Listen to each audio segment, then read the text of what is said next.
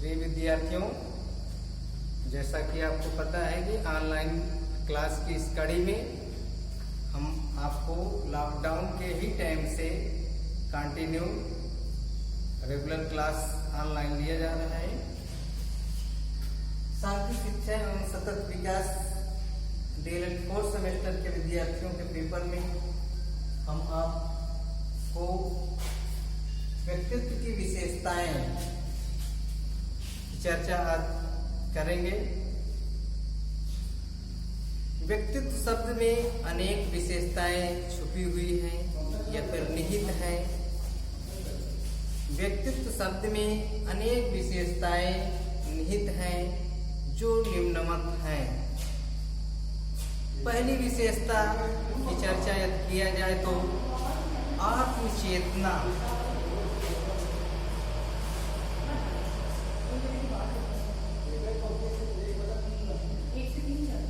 आत्मचेतना पहली विशेषता व्यक्तित्व के देखें तो आत्मचेतना सेल्फ कॉन्शियस की होती है। आत्मचेतना व्यक्तित्व की पहली और मुख्य विशेषता मानी जाती है।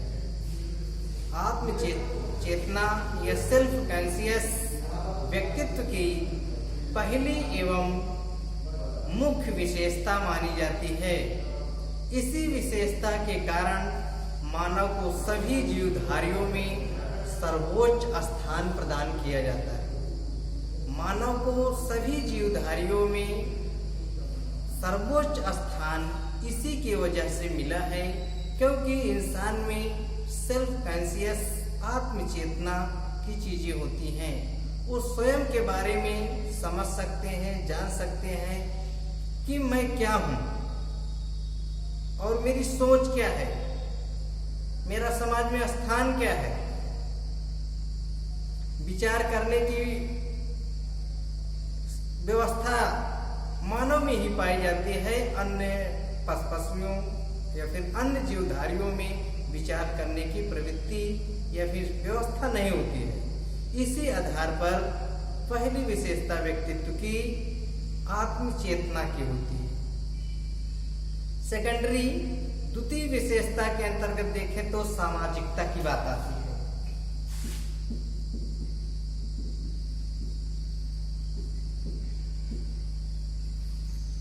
द्वितीय विशेषता सामाजिकता की होती है।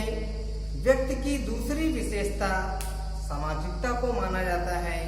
मानव में आत्मचेतना का विकास तभी होता है जब वह समाज के अन्य व्यक्तियों के संपर्क में आकर क्रिया और अंतःक्रिया करता है।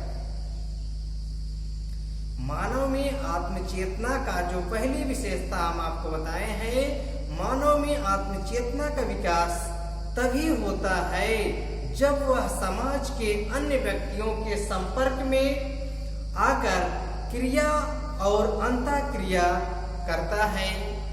एक्शन एवं रिस्पांस करता है, तभी वो क्या है, सामाजिकता उसके अंदर आती है और इन्हीं क्रियाओं के फलस्वरूप उसके व्यक्तित्व का विकास होता है। इन्हीं क्रिया और प्रक्रिया के फलस्वरूप उसके व्यक्तित्व का विकास होता है। अतः व्यक्तित्व में सामाजिकता की विशेषता होना अनिवार्य मानी गई।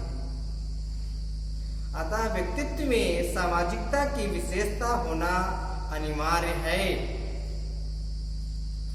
ये तो बात रही सामाजिकता की, व्यक्तित्व की विशेषता में। तीसरा पॉइंट है सामंजस्य।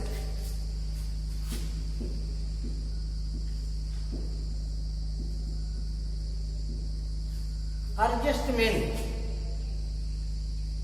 सामंजस्य व्यक्ति की विशेषता की तीसरी पॉइंट है या तीसरी विशेषता है सामंजस्यता की। वस्तुतः मानव को अपने व्यक्तित्व को अपनी क्षमताओं, अपने वातावरण, अपनी परिस्थितियों आदि के साथ अनुकूलन बनाना पड़ता है। जैसे आज के ही समय में यदि देखा जाए तो कोरोना जैसी महामारी के साथ हम समायोजन बना रहे। ये समायोजन का ही कड़ी है कि हम घर बैठे ऑनलाइन क्लास का बेनिफिट या फायदा उठा रहे हैं। इसी को कहा जाता है परिस्थितियों के साथ अनुकूलन करना। तो हम भली भांति परिस्थितियों के साथ अनुकूलित होकर समायोजन बनाकर ऑनलाइन क्लास का बेनिफिट उठा रहे हैं, फायदा उठा रहे हैं। तो वस्तुतः मानव को अपने व्यक्तित्व को अपनी दशाओं के साथ, अपने वातावरण के साथ, अपनी परिस्थितियों आदि के साथ अनुकूलन बनाना पड़ता है। ये व्यक्तित्व की उच्च कोटि की यदि व्यक्तित्व वाला व्यक्ति है तो उसके अंदर सामंजस्य का, एडजस्टमेंट का तौर तरीका भली भांति अच्छा होगा।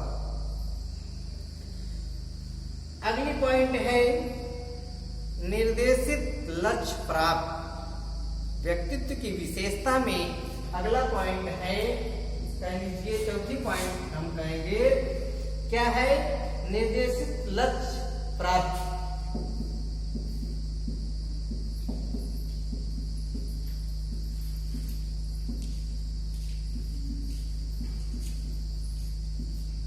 निर्देशित लक्ष्य प्राप्त ये चौथी विशेषता है व्यक्तित्व की। तो मानव के व्यवहार का सदैव एक निश्चित उद्देश्य होता है। कोई भी इंसान हो, कोई भी मानव हो, उसके व्यवहार का सदैव एक निश्चित लक्ष्य होता है या उद्देश्य होता है या गोल होता है, और वह सदैव किसी न किसी लक्ष्य की प्राप्ति के लिए संचालित किया जाता है। किसी न किसी लक्ष्य की प्राप्ति के लिए वह संचालित अपने व्यवहार को करता है, और उसके व्यवहार और लक्ष्य से अवगत होकर हम उसके व्यक्तित्व का अनुमान लगा सकते हैं। उसके गोल के समझकर, उसके गोल के अकॉर्डिंग, उसके लक्ष्य के अकॉर्डिंग, उसके व्यवहार और लक्ष्य से अवगत होकर हम उसके व्यक्तित्व का अनुमान लगा सकते हैं। ये रही व्यक्तित्व की चौथी विशेषता। पांचवी विशेषता यह है, या फिर इसी को देखते हुए भाटिया एक विचारक हैं शिक्षा के संदर्भ में। इनका एक विचार है, इनका कहना है व्यक्ति या व्यक्तित्व को समझने के लिए हमें इस बात पर विचार करना आवश्यक हो जाता है कि उसके लक्ष्य क्या हैं, उसे उनका ज्ञान कितना है।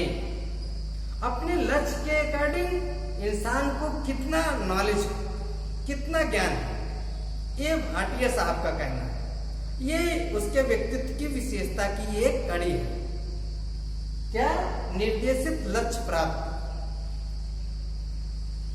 पांचवा है दृढ़ इच्छा शक्ति।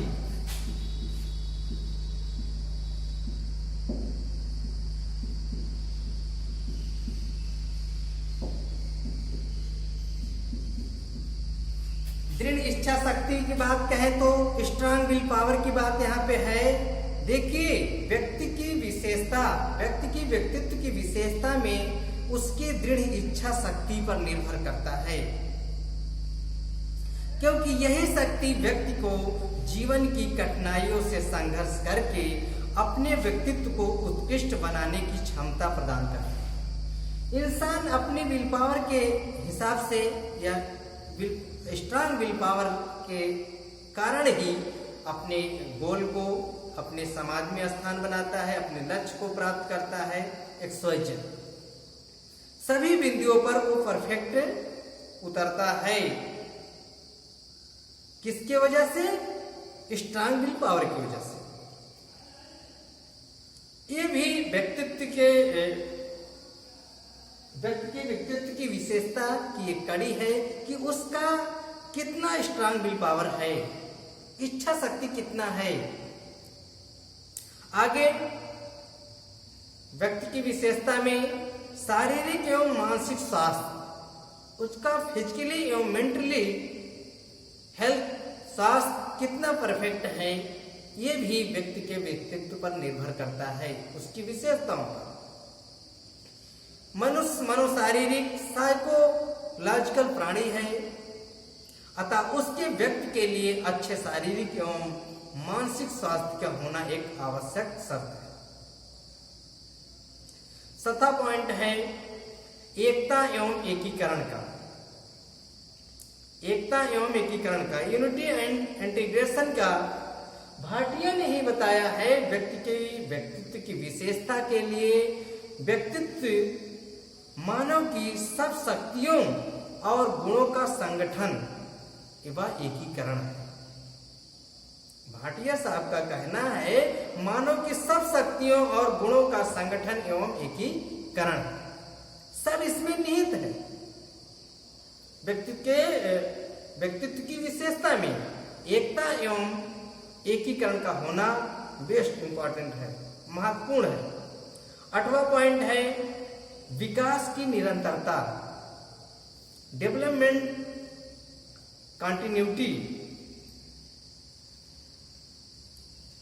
डेवलपमेंट कंटिन्यूटी लास्ट पॉइंट हम आपको इसमें बताएंगे।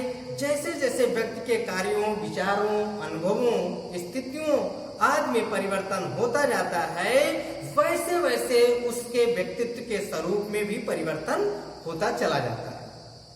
विकास की यह निरंतरता देखा जाए तो सहस्त्रावस्था से लेकर जीवन के अंत तक चलती रहती है।